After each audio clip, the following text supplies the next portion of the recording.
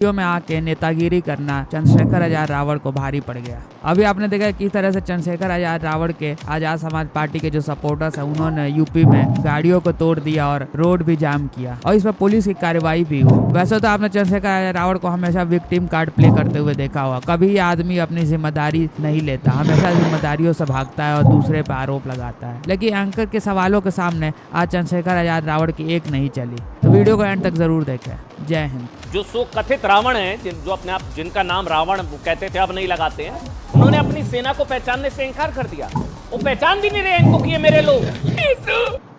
एक बार ये चंद्रशेखर जी को हटा दीजिए यहाँ से, इनका चेहरा, ये जो जैकेट लगा इनको हटा दीजिए ताकि तस्वीरें लोग देख पाए।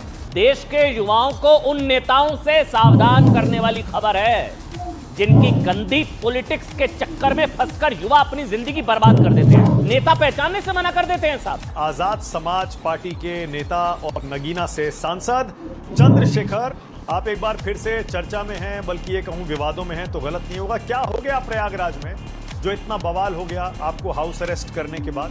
नहीं, मुझे डिटेन करने के बाद जो बवाल हुआ है वो एक साजिश है।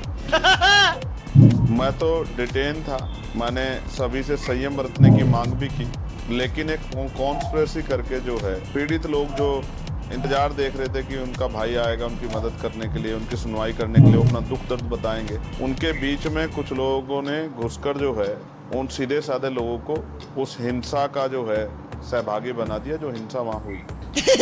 एक्टिंग है। और जो बस में जा रहा है, बस रुकवाई जाती है चंद्रशेखर जी, स्थानीय गुंडों द्वारा, उसमें जो शेड्यूल कास्ट का, सुन लीजिए मानक भाई, एक मिनट, भाई देखिए, आपने जो बताया वो ठीक है, लेकिन मैं वो देखिए वो भी सच है ना, सारे वीडियो वायरल कर दूं जो हिंसा वहां पर हुई, पुलिस की गाड़ियों में तोड़फोड़, प्राइवेट गाड़ियों में तोड़फोड़। कौन लोग हैं ये जो 100 लोग जो अरेस्ट हुए? जो मेरे पास जानकारी ना वो आपके माध्यम से बतानी पड़ेगी ना, जब हम बात कर रहे हैं तो जो मेरे पास जानकारी वो बतानी पड़ेगी ना। बस से कोई जा रहा है, बस रुकवा के अगर वो शेड्यूल कास्ट का उसकी जाति पूछ के उसको उतार लेते हैं, पीटते हैं। मैं कब मना कर रहा हूँ हिंसा नहीं, मैं भी कह रहा हूँ हिंसा हुई है, लेकिन हिंसा करने वाले लोग चिन्हित हो जाए ना। नमस्कार दोस्तों, मैं उम्मीद और आप देख रहे हैं क्विक रिएक्शंस। क्विक रिएक्शंस में आप सबका एक बार फिर से स्वागत है। आज का वीडियो होगा चंद्रशेखर आजाद, फ्रीडम फाइटर नहीं, ये अपने आप को क्या बोलते हैं पॉलिटिशियन बनता है और बहुत ट्रोल हो जाता है इंसान। चलिए वीडियो देखते हैं। इसने कुछ अनैतिक सामाजिक जांच हो जाए ना, ये भी सच है। हाँ बताइए, ठीक है, ओके, लेकिन अब ये भी सच है चंद्रशेखर भाई, उन सब पर नेशनल सिक्योरिटी एक्ट लगाने की तैयारी हो रही है। पुलिस प्रशासन कह रहा है एनएसए लगाएंगे इन सब के ऊपर जिन्होंने वहां पर गुंडागर्दी की है, सीधे जेल जाएंगे। आप तो एनएसए के अंदर 1 साल जेल में रह के आए हैं, आपको पता है इसमें बेल नहीं मिलती 1 साल तक, 1 साल निर्दोष होते हुए। आपको नहीं पता निर्दोष होते हुए जेल रह के आया हूँ। एनएसए तो यहाँ दलित और पिछड़े वर्ग के लोगों को, मुसलमानों की तो लगती है एनएसए, आपको नहीं पता है? मुझे तो पता है, जिनके नाम लिखे गए, जो मेरे साथ भी थे, उनके भी नाम लिखे गए घटना में। मैं तो जानता हूँ ना पुलिस किसके आधार पर काम करती है। अच्छा ये बताइए, आपके खिलाफ योगी जी साजिश क्यों करेंगे? योगी आदित्यनाथ आपके खिलाफ साजिश क्यों करेंगे? बड़े महत्वपूर्ण सवाल पे आए हो मानक भाई, बड़ी मुश्किल से आते हैं पत्रकार जो है ना, एंकर कभी बड़ी मुश्किल से आते हैं मुख्य सवाल पे। मैं आपको फिर कह रहा हूँ ना, अपराध सरकार करेगी, पुलिस की। अच्छा है, आप बताओ, कानून का फेलियर नहीं है क्या? इंटेलिजेंस का फेलियर नहीं है क्या? इतने लोग इकट्ठा हो रहे थे, पुलिस को नहीं पता था क्या कर रही थी पुलिस में? जितनी पुलिस मुझे रोकने के लगाई थी, इतनी पुलिस गाँव में लगाई तो कुछ पता भी नहीं चलता। चड्ढा समझाओ इसे, समझाओ। मुझे पता है चंद्रशेखर भाई, आप पर आरोप ये सब तुम लोगों का किया करा है, बीजेपी मामला है। क्या मिलेगा योगी के सामने? तुम लोग करते हो कुछ नहीं होगा, उसका कुछ भी नहीं उखाड़ सकते तुम लोग, तुमको उखाड़ के फेंक देगा कहीं। वाली घटना भी देखी होगी, उसके बाद भी उसको भड़काने की, माहौल भड़काने की कोशिशें हुई।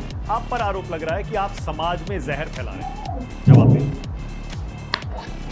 ये फिर आप मानक भाई, लोग गलत होते हैं, हम कहते हैं साहब कोई नहीं, खत्म कर दो बात को, मगर हम तो कह रहे हैं जांच करा दो।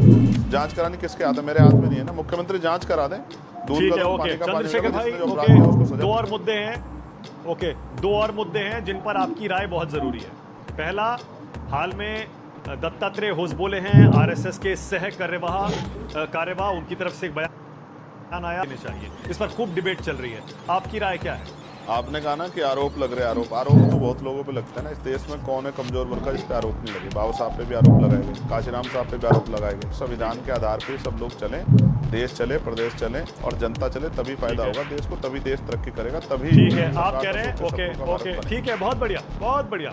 आपने कहा संविधान से चलेगा, बिल्कुल सही है। बीजेपी कहती है लेकिन ये समाजवादी के नाम पर जो देश चलाना चाहते हैं ये नमाजवादी हैं, ये शरिया से देश चलाना चाहते हैं। वक्फ कानून को संसद से पास किया गया, उसको फाड़ के फेंकने की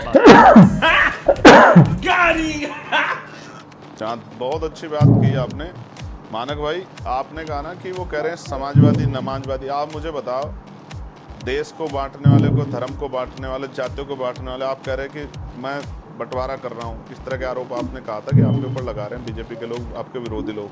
तो जिसमें ताकत होती है उसके ऊपर आरोप लगते हैं ना। अब मैं मुजफ्फरनगर में भी, उत्तराखंड में भी फलों पे की दुकानों पे, ठेलियों पे नाम लिखो, ये भी मैं ही कर रहा हूँ ना। तो बिहार चुनाव लड़ेंगे क्या? तो सब या बिहार में किसी गठबंधन को समर्थन देंगे क्या? कौन जीत रहा है बिहार का चुनाव?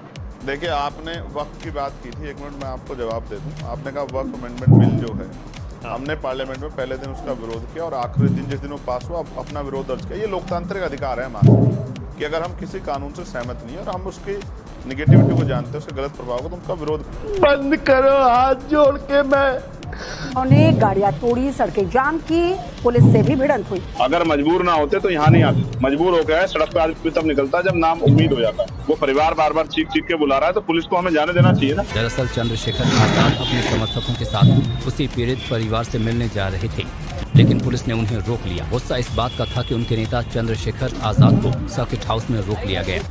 दोगले की औलाद, ये कौन सी फिल्म लाया है? उत्तर प्रदेश में अपराध की बाढ़ है। आप एक राजनीतिज्ञ हैं या सामाजिक, एक सामाजिक कार्यकर्ता? आप अपने आप को क्या मानते हैं, राजनेता मानते हैं या सामाजिक कार्यकर्ता? मैं 6 महीने से राजनीतिक हुआ, जिस दिन से मैंने पार्टी बनाई है। उसके बाद लॉकडाउन है देश के अंदर, उससे पहले मैं सामाजिक हूँ। सरकार से सवाल करने के बजाय मुझसे सवाल कर रही है। अरे भाई, मैं सरकार से कैसे, मुझे ये बताइए मैं क्या करूँ? आपसे ये सवाल पूछूं कि चंद्रशेखर आजाद जी, आपने डीएम को क्यों नहीं निलंबित किया? या आपके फेवर आप कर सकते हैं ये डीएम को निलंबित करना? तो मैं आपसे ये सवाल क्यों पूछूं? ये सवाल तो मैं योगी आदित्यनाथ से पूछूंगी ना। जिसके पास पावर है। मुझे एक बात बताइए, गोरखपुर में जो गोरखपीठ है, गोरखनाथ पीठ है, योगी जी का मठ है, वहाँ पीठाधीश्वर हैं, उनसे पहले भी नाथ संप्रदाय एक बड़ा संप्रदाय है। उसका इतिहास आप खंगालोगे तो हो सकता है वो पता लग जाए कि हम उसी व्यवस्था के लोग। अच्छा, आप भी इसी व्यवस्था से आते हैं? इतिहास तो चंद्रशेखर आजाद बहुत कुछ हुआ है गोरखपुर में। कैसे लगा सब लोग ये वाला वीडियो? अच्छा लगा तो प्लीज़ लाइक, शेयर और सब्सक्राइब करना। इन्फॉर्मेटिव था। इसका कॉन्सिक्वेंसेस और भी बढ़ेंगे आगे चल के, देखते हैं क्या होता है। मिलते हैं अगले वाले वीडियो पे। जय श्री राम।